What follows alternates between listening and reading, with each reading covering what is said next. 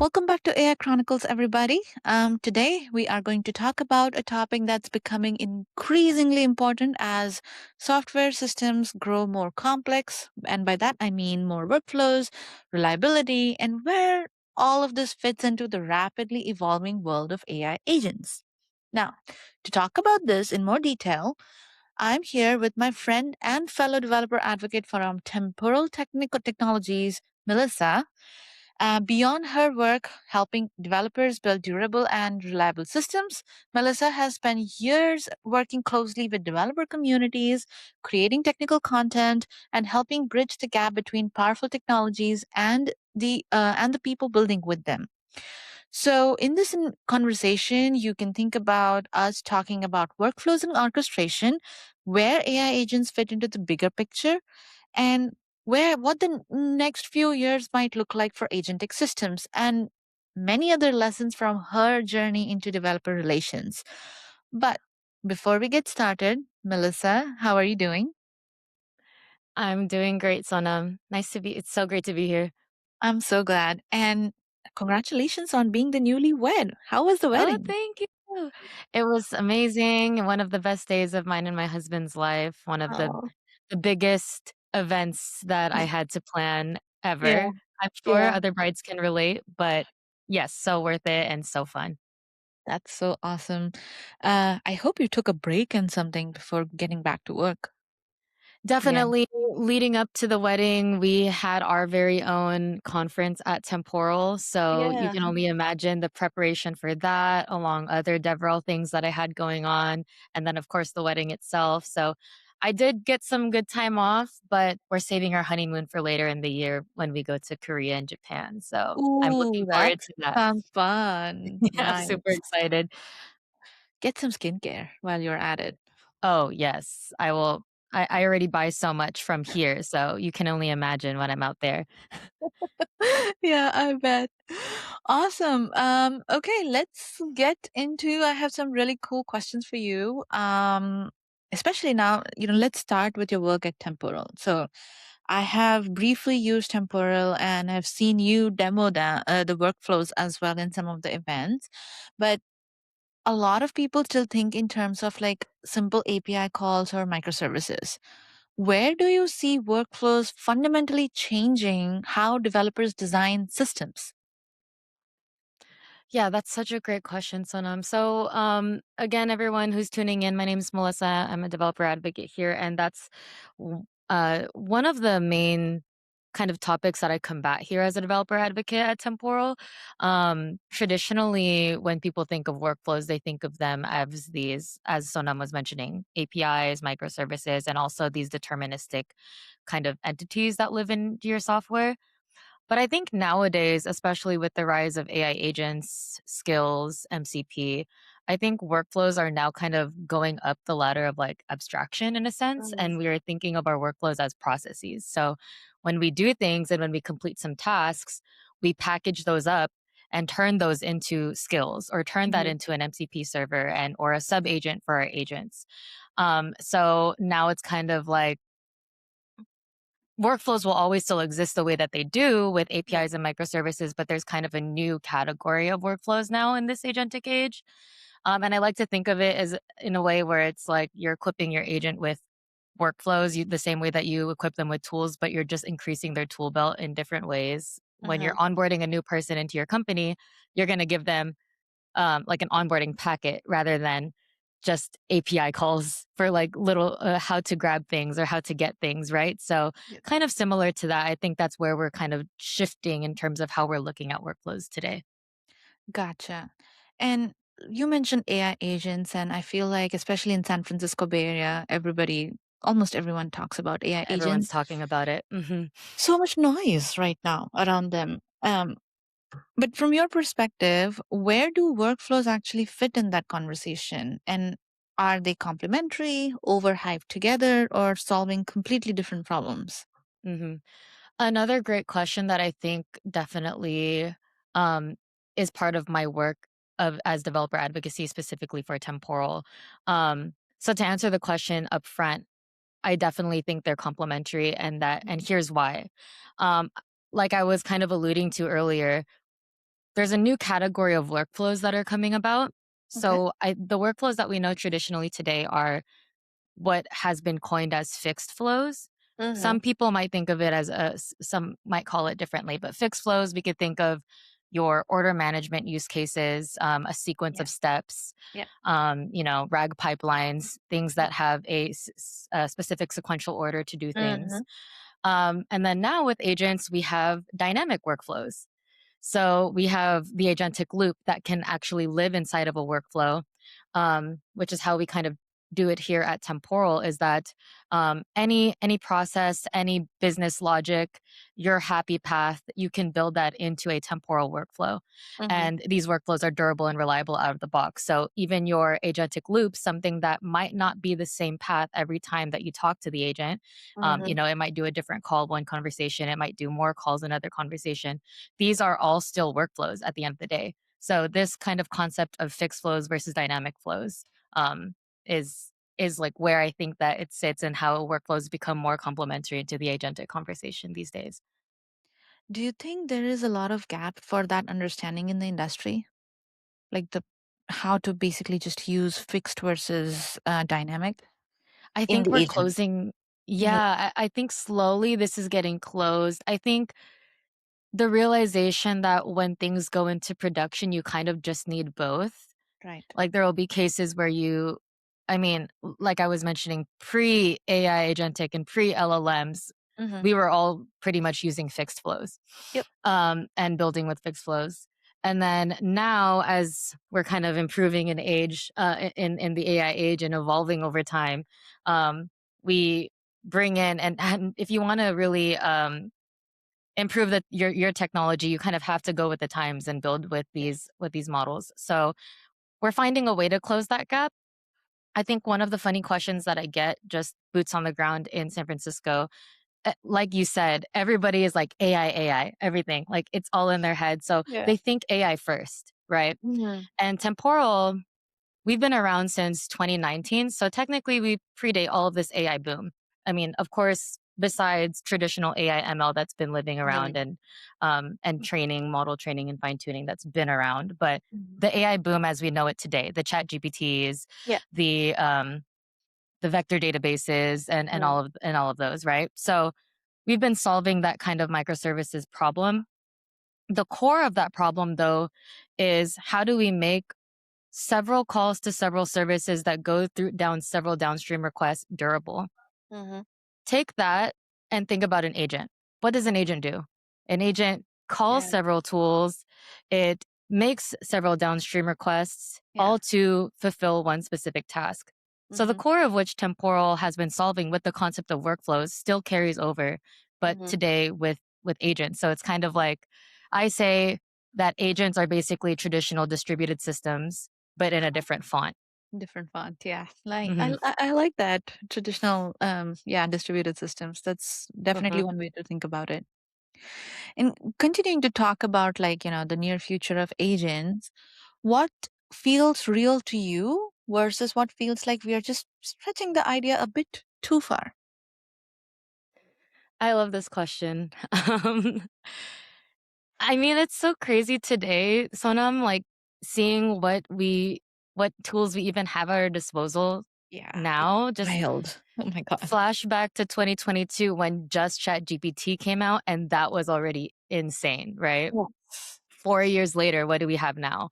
We have we have like Notion AI transcription that I use Mhm. on a lot of my meetings, and then it like aggregates all of your meeting transcription and creates meeting notes for you. We have the open clause, like the Yeah. autonomous agents. Yep. We have coding agents. So, I mean, in terms of what feels real, it's such a subjective like answer, but um actually, so what feels real to me that I think just like versus what feels a stretch, I think what feels real is where we are with agentic coding. Mhm. It's insane how far we've come. And I know in the day, or I remember in the day and age where ChatGPT just came out and people were such skeptics. Yeah. And even the answers that ChatGPT would come up with were not as great or not as Mhm. accurate. And it was so easy to just say, I'm not going to use ChatGPT. Like, I'm ruling that out. Mhm. I'm going to continue with traditional. Nowadays, it's kind of hard to say that, right? Like the Claudes, the Claude codes, the codexes, the Devons, the IBM Bobs, everything is improving so much that it's almost crazy not to use this, Yeah. especially with how fast people want to move. Yes. So, and you see this in real life too with Anthropic and OpenAI Mm. kind of dogfooding their own coding agent tools by building products with their own coding agents, right? Yeah. So I think it's kind of safe to say that this feels real. The coding Yeah. agents feels real. Yeah. Yeah. I don't know. What do you think also, Sonam? Are you using coding agents yourself?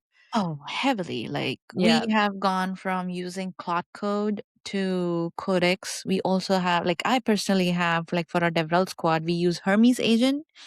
I Mm. have an OpenClaw agent. So Mhm, we've been mhm. using pretty much everything. And coding agents, they used to feel like a myth when they first started. I'm like, nah, it can't Exactly. do everything. But now people are like, building PRs, and like I asked my codex to open a PR and everything.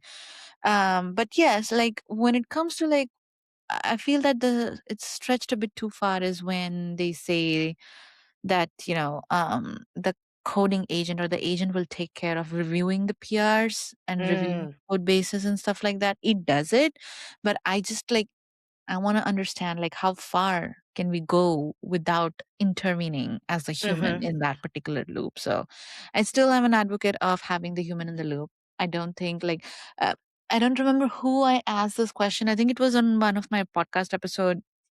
I asked my guest that, have you tried giving these agents to file your taxes? And you give that access. Oh, good And luck. I know, exactly. Like, who's courageous enough to get the agent to do that? I That's mean, right.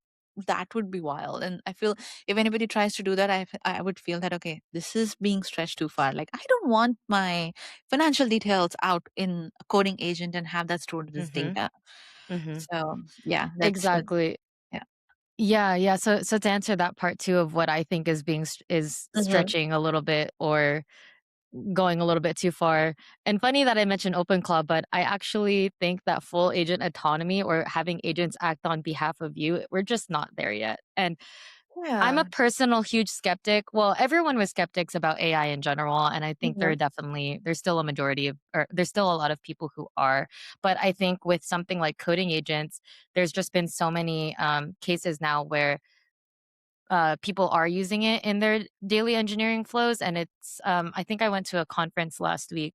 It was Observe, hosted Oh, by alright. Arise. Mhm. Yeah. And one of the engineering managers from Coinbase came and was telling how I forget the details, but they were basically their engineering team were full of skeptics. And then one week, someone said, you know what? Let's just try it. Let's just drop how we know things and let's just go in with coding agents, with code review tools, and let's just see how it does. Yeah, And I think there's some percentage, it was either 30 or 60% of productivity or something. right. So it's being used in real life. And I think we've gone past of like, okay, we're still a little bit skeptical to, okay, wow, this really works. Where it gets stretched far, like I just don't think I can trust full agent autonomy or just having an agent act on behalf of me without me being involved at all. Yeah. But same as other things, who knows? Like I'm Yeah. not saying it's never, Mhm. but just where we are right now, I think that just makes me feel like I'm losing my own self at some point. Like Yeah. like bringing in the humanness of it, but, Mhm. who knows? That there was a day and age or there was a time where we were all skeptics and not trusting of coding agents or just Exactly. LLMs Yeah. generating correct code, and now we're kind of there with, autonomous agents. So, I'm not saying never, but, it's definitely not where I am right now. Yeah, I agree. I mean, yeah, it's I feel like anytime a new technology comes in, there is like the cycle that the humanity goes through. Everyone who's Yeah. using that technology is like, okay, it came through. Some part of the human population gets very fascinated, others are skeptic, then they come around or they find loopholes. And it's like it just keeps Mhm. going and going. Like who had thought ChatGPT would be like a revolutionizing Mhm. technology? And here we are. I don't Yeah. know how. I mean, sometimes I wondered, like, can I do my job without codecs without ChatGPT and all these bots, but I don't want to imagine because I kind of have fun with all these things. Exactly. Exactly. And just keeping that boundary, right? It's like, what's Exactly. the level of how much you're letting it do versus like, am I just using this as a tool, as a Mhm. productivity tool, and I'm still, Yeah. being the human in the loop and all. But, who knows how far we'll get. I mean, there's fully autonomous vehicles now if you live in San Oh, Francisco and oh you're yeah. listening. Yes. So Go back Waymo, then, go Zooks. exactly. So, back then that was like, whoa, that's so crazy, but it's becoming the new normal. So Yeah, I'm kind of waiting for flying cars. That would be so scary and fun. we're overdue. Yeah. If Back to the Future said that we'd have it in 2015. So Oh I don't know. yeah.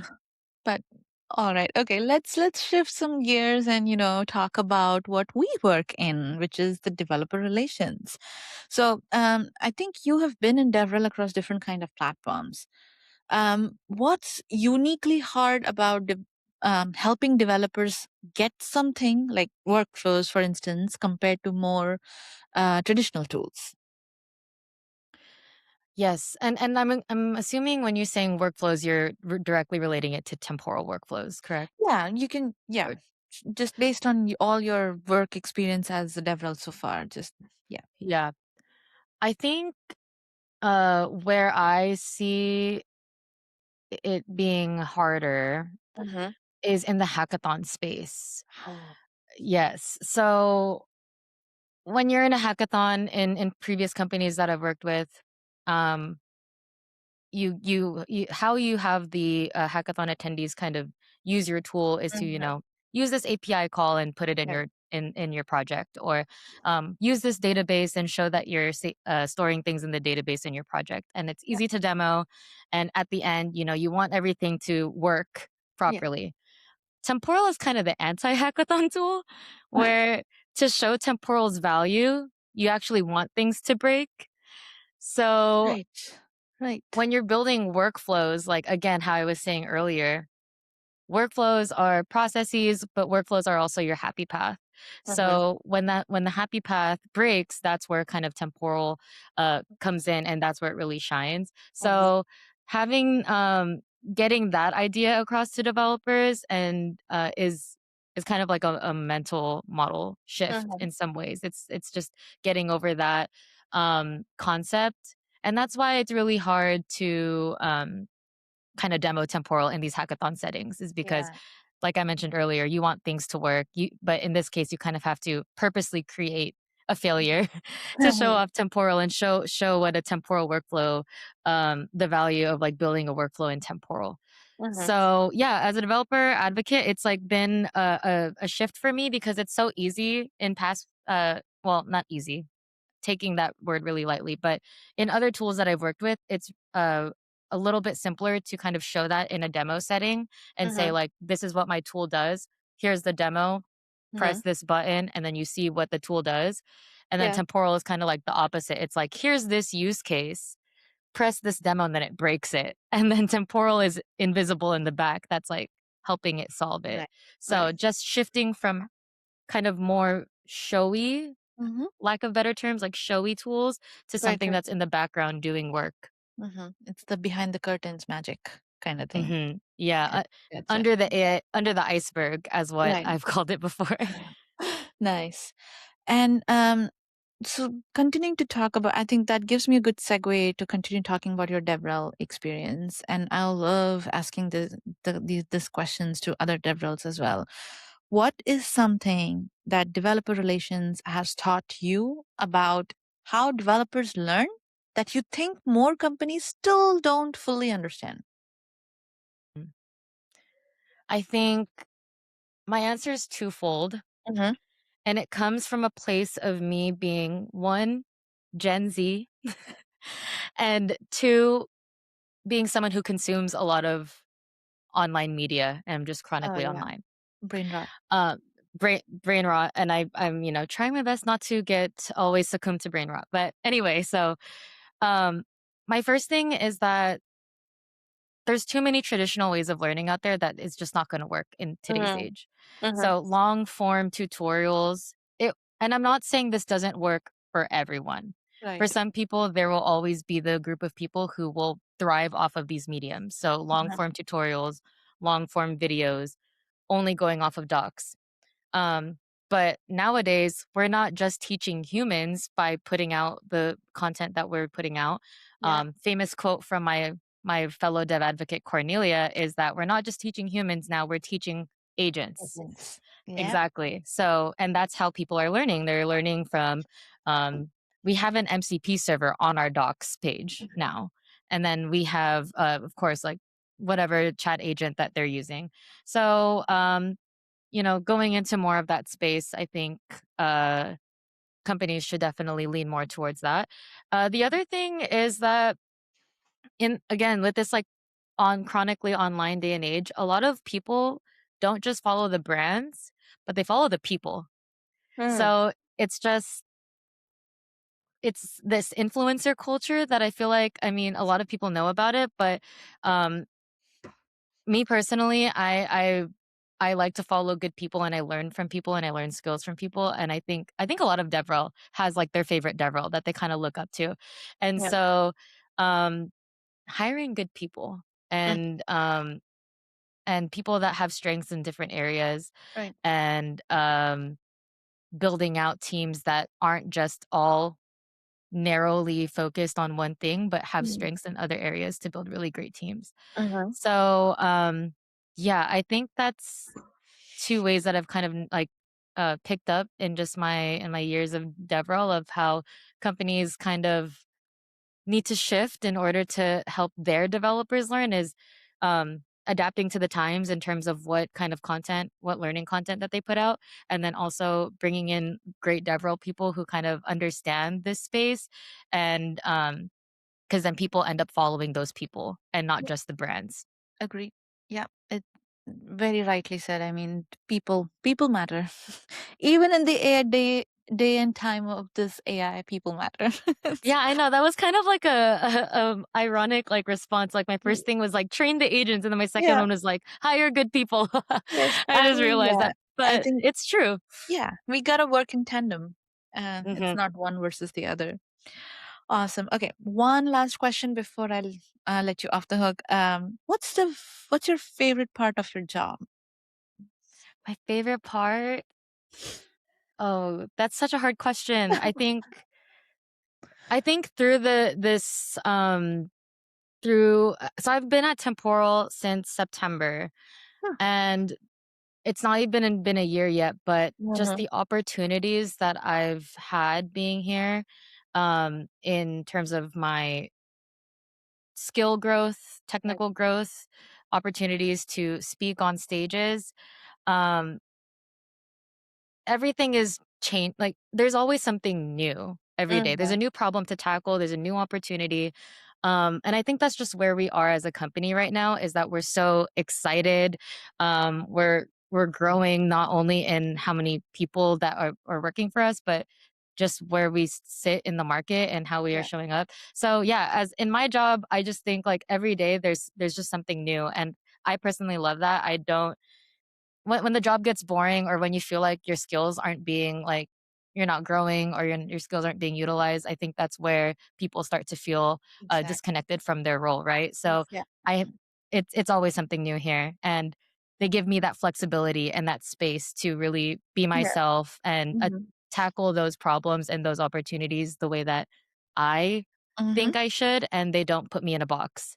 Good. Okay. And the people are great here. So, yeah, shameless plug, but Temporal is great people. And you meet such great people too, like Sonam. I've met Sonam through being developer advocate at Temporal. So, um, that's just one of the perks too, is this you just being a DevRel, you just make so many great connections that you I take over time. totally agree. I think for me as well, like it's the autonomy of creating and building and solving problems the way I see fit.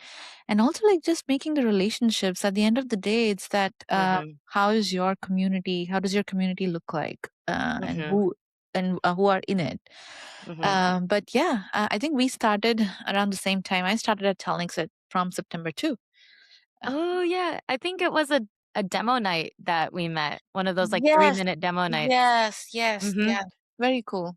Awesome. Yes, Well, this was really fun chatting with you, Melissa. Thank you so much you for joining too. me today on a Friday afternoon. And for everybody listening, I hope you found a few practical insights that you can take back to your own projects and teams. And if you enjoyed this episode, please be sure to like, subscribe, and share AI Chronicles with others. And thanks again for tuning in. I will see you in the next episode. Thanks, everyone, and thank you for having me, Sonam. Bye Thanks. bye.